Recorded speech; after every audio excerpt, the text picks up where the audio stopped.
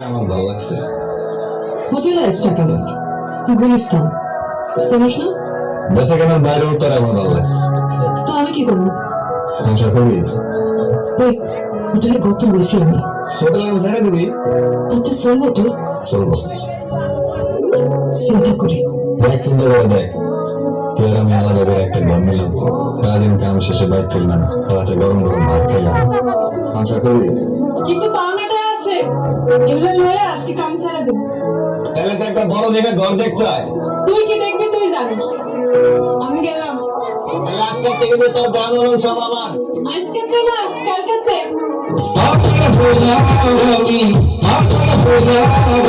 তোমার পিছে ঘুরে পাইলাম তোমার, পাইলাম তোমার ধনির কুটিরে, পাইলাম তোমার।